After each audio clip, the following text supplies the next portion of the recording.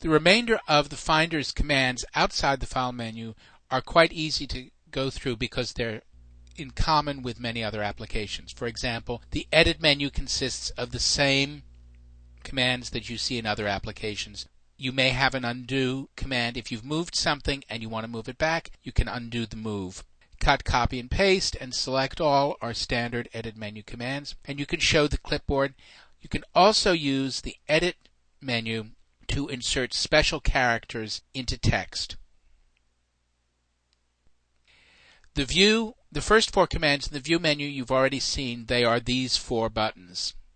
You can clean up and arrange the icon view icons using the View menu. So let's take a look here. I'm going to double click the Documents folder and I'm going to create a new Finder window which I'm going to look at here in Icons View, and I'm going to mess them up a bit.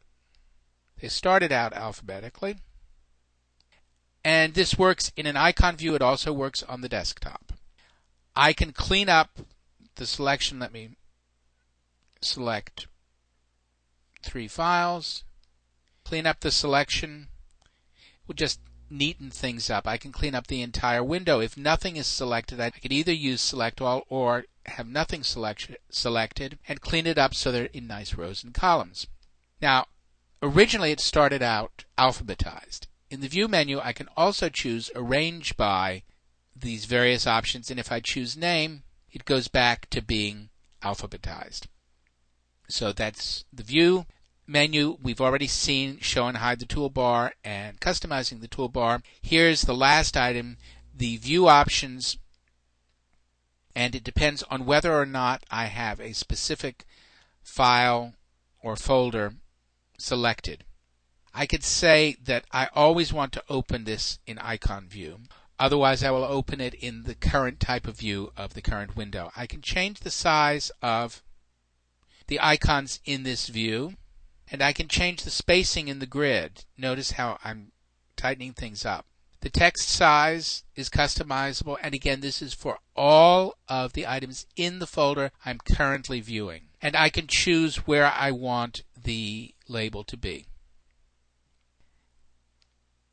I can show info about the item, such as how many items there are in the contents. And I can also show, in the case of, let's go into Documents, if I choose not to show the icon preview, I get a generic icon. And I can choose whether or not to snap to the grid and how I want things organized here. The background for a window can be white, a color, or I can choose a picture. And let me put, let's say, we'll put the classic aqua blue behind the icons in this folder. So if I go back into VTC and display it in icon view, I don't have any of those settings because it's a different folder unless I use the settings as defaults for all folders. Changing the view options, particularly the background image, can be very useful if you use a lot of windows and you want to be able to differentiate among them very quickly. The Go command lets you go either up to the enclosing folder. I tend to use the Command key and click on the title, but you can go up to the enclosing folder. This is the back command. You'll notice the forward button is grayed out, and this is grayed out here. I can go to other locations on the computer. I can go to recent folders and go to a specific folder, and I can connect to a server from here, which we'll talk about when we talk about networking.